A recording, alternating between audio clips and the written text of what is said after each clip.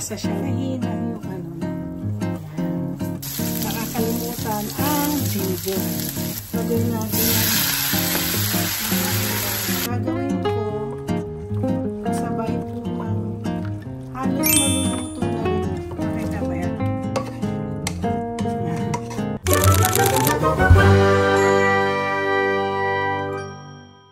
Good morning! Today, tomorrow I'm leaving for Korea. So today, naisip ko masyadong malamig. Super grabe lamig. Paglabas ko ng office kahapon, grabe. Kailangan ko mag-jacket. Dodoblein ko pa ang jacket ko eh. So, nag-crave po ako sa very cold. Gusto ko sana arroz caldo. Bigla ko nag-isip, sabi ko, teka nga, parang gusto kong magluto ng goto. Kasi, yung pinuntahan ko kahapon, malapit na dun sa Asian store kung saan ako bumibili ng mga laman loob. So anyway, ipapakita ko sa inyo kung paano ako on version kung gumawa ng goto. Anong araw kasi, meron ako negosyo. Yun nga, niloloko na ako ng mga kasamahan ko sa PLDT na lutong lugaw, lutong lugi. Diyan po ako nalugi. Diyan po ako nagkaroon ng depresyon nung naubos yung nakipag-partner ako. Kasi yung partner ko hindi nalagaan. Hindi ako pwede naman magtrabaho, magkaroon ng gotohan. Kasi nagtatrabaho ko sa PLDT. So, ako nagpa-finance. Ako hanggang yung mismo may-ari ng nirerentahan namin, sinabi ba naman sa akin, ako nalulugi ka. Dahil yung kasama, yung mabait, 3 o'clock, nandoon na nagmamadyong. Rule number 1, pag nakipag-partner, kaya ayoko makipag-partner. I put up my own business, may gusto makipag-partner, sabi ko no. no ako. Kasi pero pag makipag-partner po kayo, dapat number 1, wag na, titingnan yung background kung nito yung nagsusugal. Yan ang no. Okay, umpisahan ko na ang aking goto. So, since wala akong mga buto-buto, normally ang ginagawa po namin, gumagawa kami ng broth. Pag umaga, kung meron kaming buto-buto na baka, buto-buto ng lalo na yung neck bones, ng pork, ng kahit chicken, pinagsasama namin. Kasi to create a broth. So ngayon ako, tubig lang. anong gagawin mo ngayon? Hindi ka naman ready. Hindi naman ako ready. Gusto ko lang magkaroon ng lugaw. Gusto ko lang So, may chicken. Meron akong pork and beef broth. Pagsasamahin ko siya, tapos doon ko ilalagay itong aking sweet rice. Iluluto natin. Unahin natin habang yung goto ko, anhin ko pa yan. Gigisa-gisaan. Ito pa isa. Wala na po akong brown. Meron pa ba akong brown na garlic? Yun ang problema. Kulang-kulang. Pero subukan natin. Matatanggumpayan pa rin natin to. Ilalagay na natin. Kumukulo na ang tubig. Konti lang ilalagay. Pero mukhang marami akong sahog. Marami akong goto. Pero paborito ko kasi ang goto. So ilalagay po natin. Pag natunaw na po ito, ilalagay ko yung kanin. Kailangan siya. Sweet rice po ang tawag doon dito ang binili ko. Kung sabihin mo sweet rice, malagkit din po yan. Yan. Meron pala akong baboy. Ilalagay ko dito. Sasama ko. Pakukuluan ko. Pero actually, ibang dish po to. ibang dish. Kaya lang gusto ko lang maglasa lang para magkaroon ako ng broth. Matibay magiging broth ko. Mamaya ko pa iluluto yung rice ko. Kasi pakukuluan ko muna siya. Okay, eto na po. Ay, sandali. Hey, tikman na natin ang mixture na taba ng pork at saka tama na yan. Tapos, luluto natin ang kanin. Yan po una-una namin ginagawa sa madaling araw. Ay yung yung broth.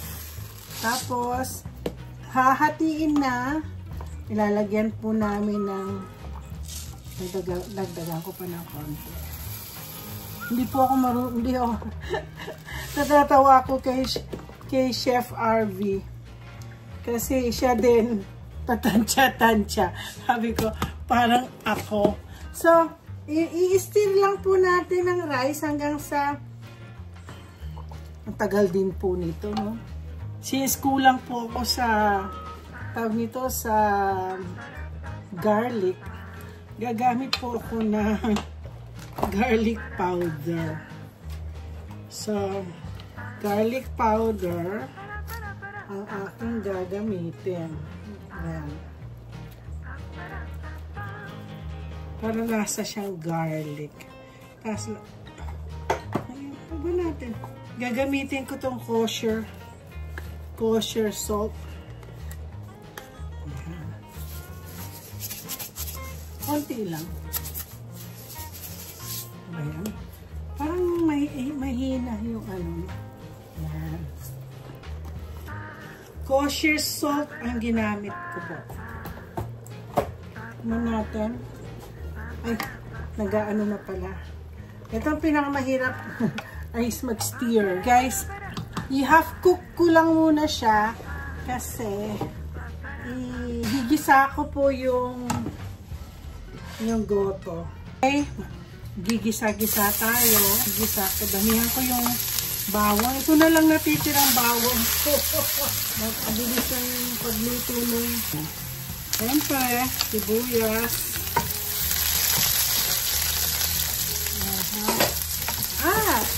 Siyempre, pag lugaw, arroz caldo, o goto, nakakalimutan ang ginger.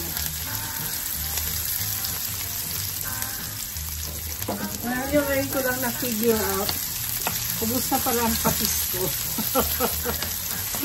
Kaya ito, puro mga kulang-kulang. Pero sige, makasurvive din po natin ito. Mag-survive din. So, lagay natin ang ating laman loob. Ay, ang dami. Diba?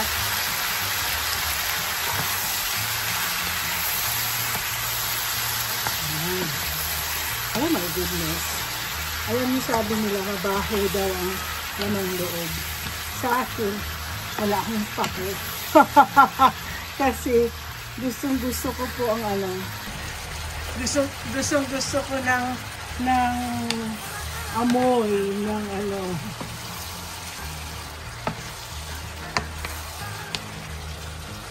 Yeah. So,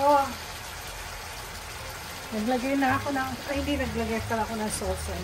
Pero lagyan ko na ng seasoning.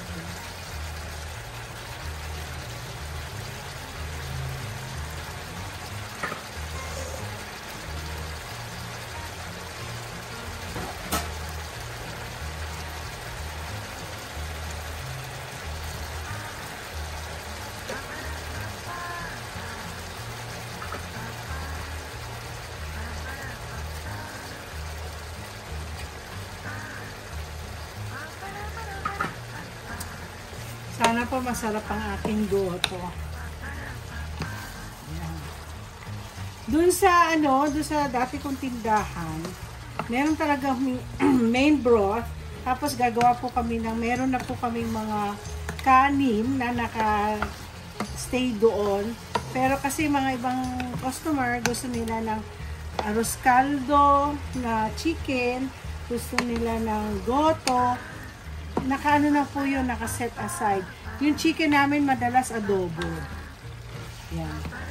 Lagyan ko kasi yan ng adobo sauce to. No. Wala pala akong adobo mix na ano. Ito na lang. Lalagyan na lang natin ng toyo. Ay! Ubus na rin. Nako, kung kailan naalis ako, saka naman naubos lahat. Dilipat ko Itong aking half-cook na rice. Naluto na. Ay, naluto na siya. Magdadagdag pa kaya ako ng tubig dyan.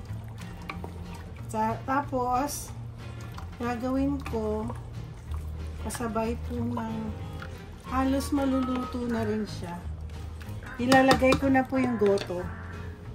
Yan. Nakita ba yan? Grabe. Oh, nakita niyo yan. Sarap ng saan na yung ating ano. Normally, meron po akong ano dito. Wala na. Hinayaan ko na lang. Mukhang maraming sahog kaysa sa kanin. Sasabihan na naman ako ng mga kasamahan ko. Naku, madami na namang sahog.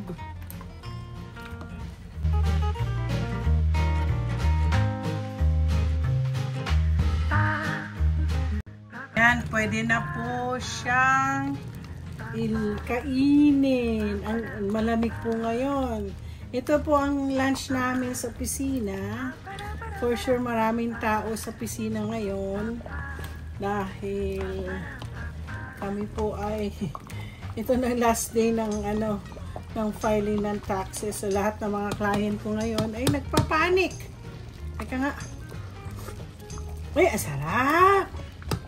Sige, ito na. Itong breakfast ko po ngayon. Okay guys, ito na po yung aking goto. Nakakita po ako ng garlic. Yung fried garlic, meron pala ako. Lagi po, alam niyo naman to, pantry yung aking bahay. So anyway, tikman po natin ang aking sabi ko wala na akong patis. Ito na ang pinakalas May patis po ako na may sili. Subukan natin. Ay, wag na muna. Yung wala pang manghang.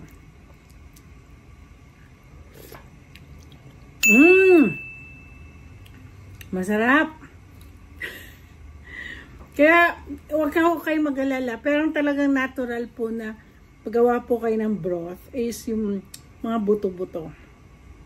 Yan ang natutunan ko nung nagkaroon ako ng negosyong ganito. So anyway, huwag niyo pong kalimutan mag-like and subscribe. Napakalamig po ngayon. Tingnan mo, sinisipon po ako sa prayer ko. Huwag po ako magkasakit. Aalis ako bukas. So, don't forget to like and subscribe. Salamat po.